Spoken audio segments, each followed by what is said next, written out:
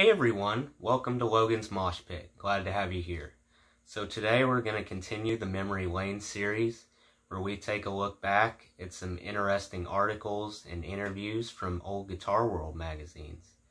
So my dad has been subscribed to Guitar World magazine for about 30 years, and he was kind enough to let me borrow a bunch of old magazines that he saved.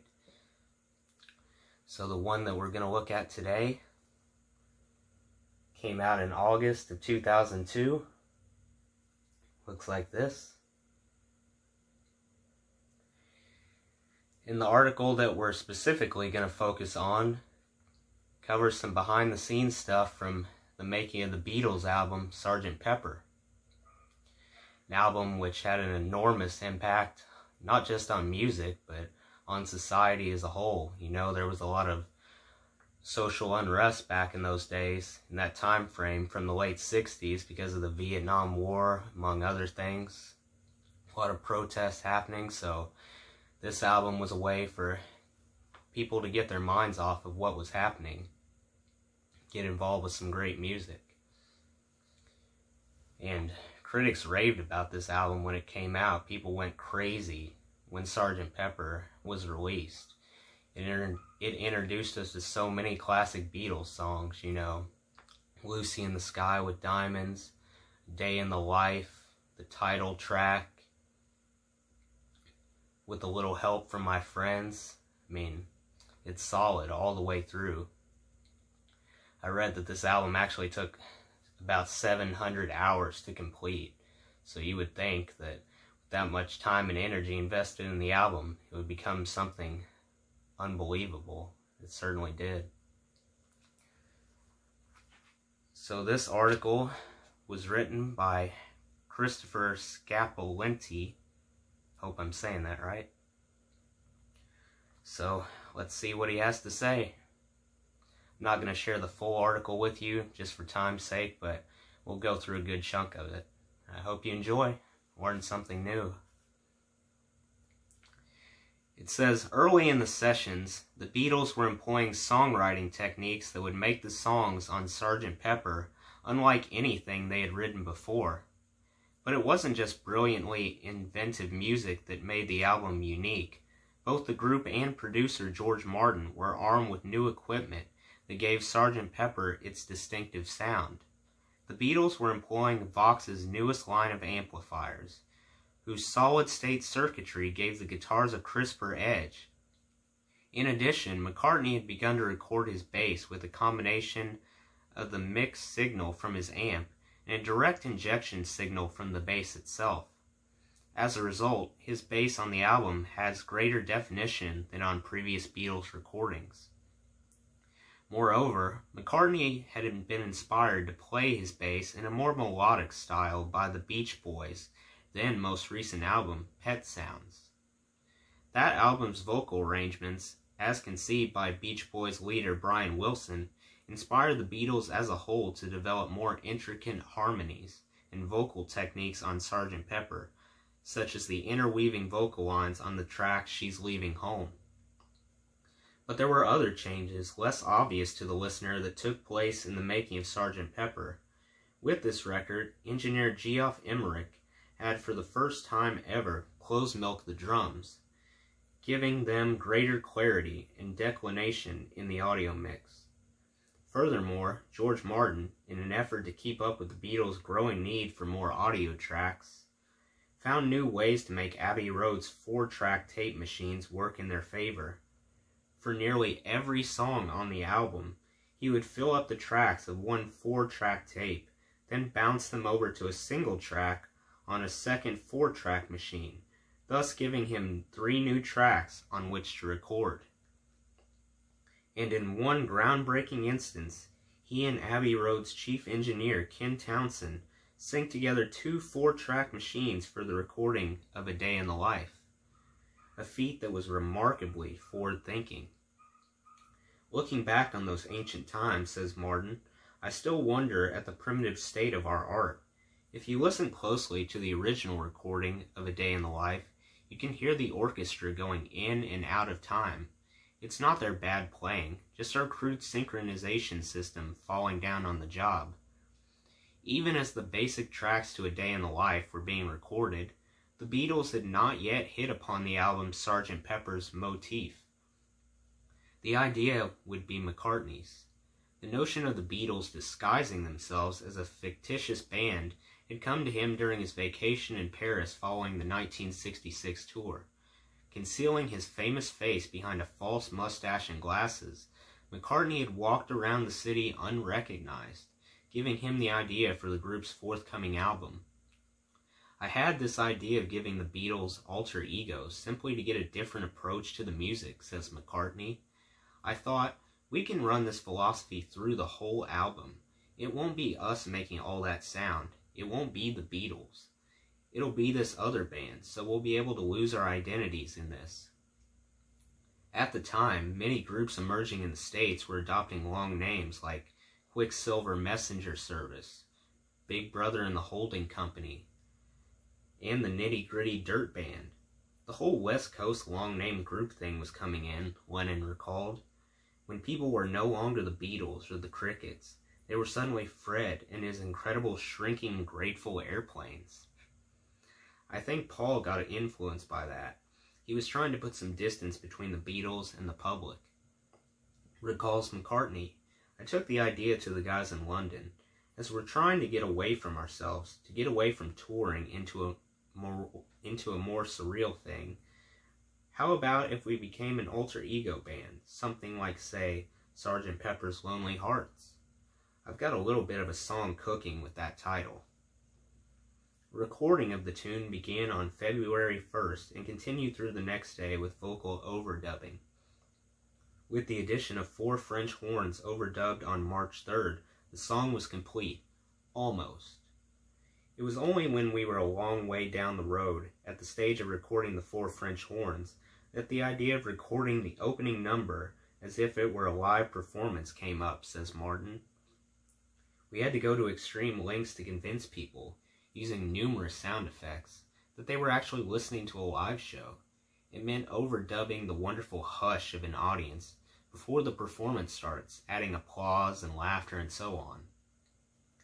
John Lennon could have been forgiven if, after his ambitious work on Strawberry Fields Forever and A Day in the Life, he had opted to create material of a more straightforward nature for Sgt. Pepper.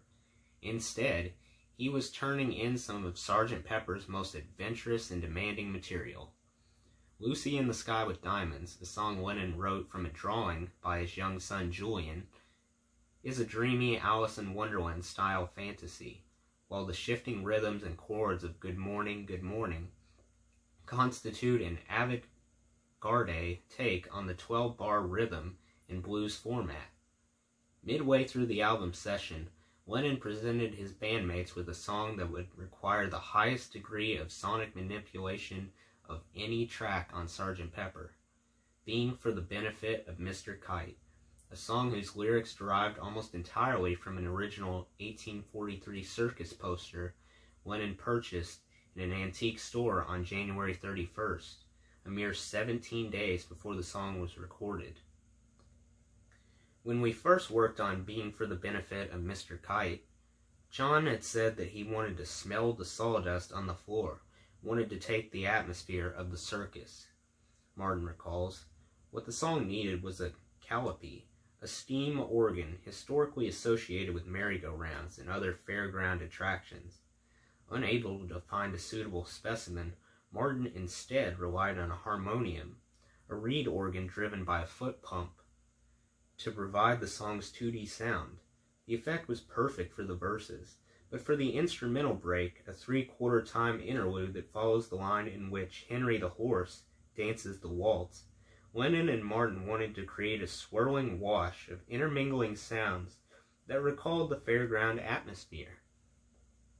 I knew he needed a backwash, a general mush of sound, says Martin. To create this, he took several old tape recordings of calliope music, chopped the tapes into various sections, and had Emmerich throw them into the air and then reassemble them at random.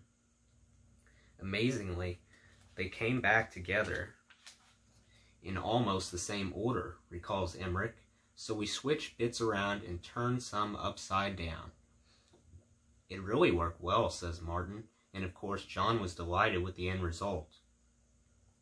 Although Lennon and McCartney, as the group's main songwriters, were setting the musical course for Sgt. Pepper, both George Harrison and Ringo Starr would have outstanding moments on the record.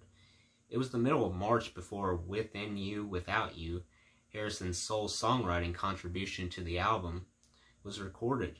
The group had tracked his composition, Only a Northern Song, earlier in the sessions, but had decided to leave it off the album. It was released in January 1969 as part of the soundtrack to the animated Beatles film Yellow Submarine. In its place, Harrison offered Within You, Without You, an exotic Indian-influenced composition that demonstrated his growing love of Eastern culture. Within You, Without You came about after I had spent a bit of time in India and had fallen under the spell of the country and its music, said Harrison. Recorded with contributions from several outside musicians playing traditional Indian instruments, Harrison's song was based on a much longer piece of music by Ravi Shankar, the Indian sitar master, who was also his sitar teacher. I wrote a mini version of it, said Harrison, using sounds similar to those I discovered in his piece. I recorded it in 3 segments and spliced them together later. Starr's turn in Sgt. Pepper's spotlight wouldn't come until near the end of the album's sessions.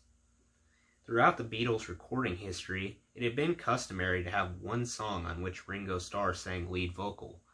For Sgt. Pepper, Lennon and McCartney wrote a tune specifically for Starr to sing, the album's second track, With a Little Help from My Friends.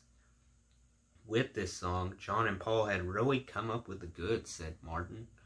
Ringo's voice is extremely distinctive, warm, and memorable, but he would be the last person to claim that it has much range. So Paul wrote a beautifully simple melody for him, based around no more than 5 notes. Terribly simple, terribly effective. Economy is the mark of genius. While recording of the song began on March 29th, it was already decided that the track would not just follow Sgt. Pepper's Lonely Hearts Club Band, but would actually be joined to it. Since the title track concluded with the line, "Come on, Billy Shears," and Sgt. Pepper's Lonely Hearts Club Band, the band decided to introduce Ringo's song as if the fictitious Shears was singing it. Thus, the recording of With a Little Help from My Friends actually begins with the group singing Bill Lee Shears in an ascending melody, underscored by an organ played by Martin. The song was written specifically for me, says Starrs, but they had one line that I wouldn't sing. It was, "What would you do if I sang out of tune? Would you stand up and throw tomatoes at me?" I said, "There's no chance I'm going to sing this line," because we still had lots of really deep memories of the kids throwing jelly beans and toys on stage, and I thought that if we ever did get out there and tour again, I was not going to be bombarded with tomatoes. As April approached, Sgt. Pepper was nearing completion, more than 4 months since it was begun. No popular rock and roll record had taken so long to record, and judging from the material they had prepared, the Beatles knew they had a masterpiece on their hands.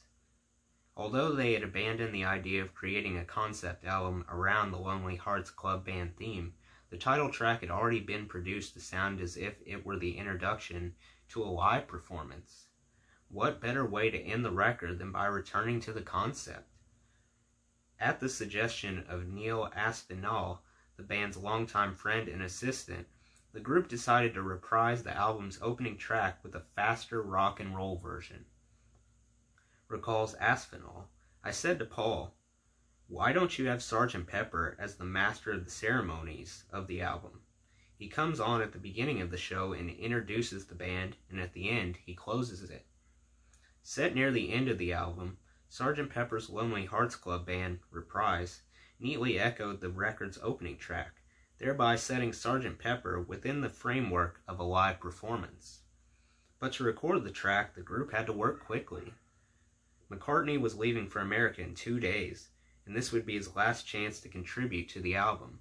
In all, the group recorded 9 takes of the song in Abbey Road's vast No. 1 studio, chosen for its live ambience, which was perfectly suited to the notion that the song should sound like a performance. The reprise was a neat way of rounding off the original concept, says Martin. Okay, you've had your show, now it's time to go.